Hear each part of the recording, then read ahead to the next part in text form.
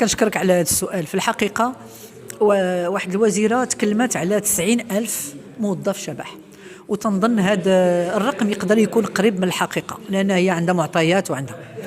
كنظن هذه السيدة الوزيرة جروا لها ودنها قال علاش كتكلمي على هذا الشيء هذا، لأن الموظفون الشبح هما موظفين كتكونوا من المقربين، هذا الشيء معروف. ولهذا باش يغطيو على هذا الشيء اللي خرج وبداو كيهضروا فيه الصحافة والناس، قالوا واش نديروا شي كذبة أكبر من الكذوب، وأننا نقولوا راه منيب حتى هي موظفة شبح باش الناس ما يبقاو كاع يقلبوا على دوك 90,000. نجحت لهم واحد أسبوعين قبل أن ينقلب السحر على الساحر.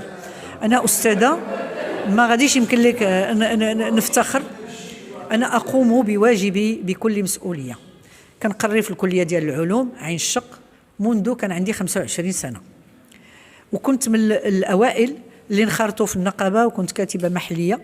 كنت أول امرأة في مجلس الكلية، ومن بعد دابا مجلس الكلية ديال كلية العلوم فيه 50 امرأة، لأن كنخرج معلومة وكنشارك. منتخبة من قبل الأساتذة داخل مجلس الجامعة لسنين، منتخبة في النقابة الوطنية للتعليم العالي داخل مجلس الجامعة باش ندافع على الجامعة يعني المغربية العمومية والبحث العلمي والأستاذ والأساتذة. في اللجنة الإدارية يعني وشاركت في مؤتمرات، درت مع بعض الأساتذة. حنا الأولين طلقنا ساعات القراءة وكنقراو مع الدراري باش نطلعوا المستوى ديالهم في اللغة الفرنسية باش يمكن لهم يتابعوا وينجحوا. كنديروا جهدنا وكثر من جهدنا، وكنأطروا البحوث وكنأطروا هذا الشيء إلى يومنا هذا. وانتم تتعرفوا بأنه ملي دخلت للبرلمان هذه السنة أنه تم إخباري بأنه ما بقيتش غنتقاضى الأجر ديالي كأستاذة باحثة، ولكن غادي نتقاضى هذاك التعويض كبرلمانية. وقلت لهم ولكن انا راه خديت الدروس وداك الشيء. قال لي لا واش بغيتي؟ قلت له الدروس انا غادي نديرهم بالمجان الا كنتوا نتوما تخلصوني هذا. انا الدروس لان الجامعه لحد الان، لان ملي كنمشي للبرلمان كنحاول نقوم بالعمل ديالي، ولكن ما ارى وما اسمع وما الاحظ كيمرضني. انا ملي كنكون في الكليه عاد كنتعش وكنفرح، لان معايا في الكليه ديالي من احسن الاساتذه والاستاذات الذين صنفوا ضمن 100 باحث الأكثر تأثيرا في العالم دائما. حتى اليوم الأستاذ حمادة جا هو 23 على المستوى العالمي، والأستاذة عائشة بو حسن، وأساتذة كبار اللي خدوا جائزة توازن الجائزة ديال نوبل في التأثير ديال المخدرات على الدماغ.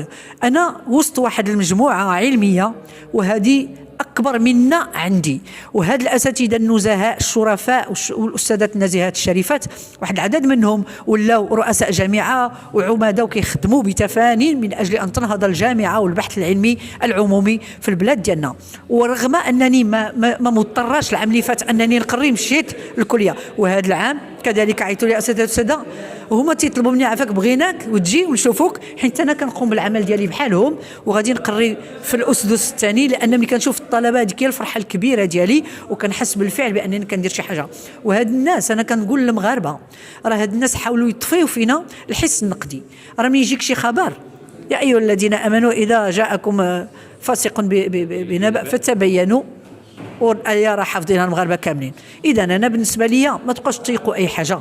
هاد الناس راه كيعملوا على الالهاء، هاد الناس كيبغيو يوسخوا الجميع، هاد الناس ما باغينش نموذج واخا يكون بسيط ولا جنيني اللي غادي يلهم الناس، اللي غادي يديروا الحوايج اللي ما قدرناش حنا نديروها، ما بغاوش. ولهذا انا استاذه وافتخر وكنقوم بالعمل ديالي. وراه اليوم خرجت يعني المكتب المحلي بيان، المكتب الجهوي الدار البيضاء، والمكتب الوطني النقابه الوطنيه للتعليم العالي يعني خرج بيان. وفي الاجتماع ديال اللجنه الاداريه اللي كان هذه 4 ايام بداوا بالقضيه ديال الاستاذه منيب وداروا تنويه انا اشكرهم عليه، يعني لانه ما يمكنش وحنا خصنا نكونوا كندافعوا، ما نخليوش اي واحد فينا واقف يبغيو يطيحوه بالكذوب ولا بالاشاعات المغرضه، لان هذه من طرقهم.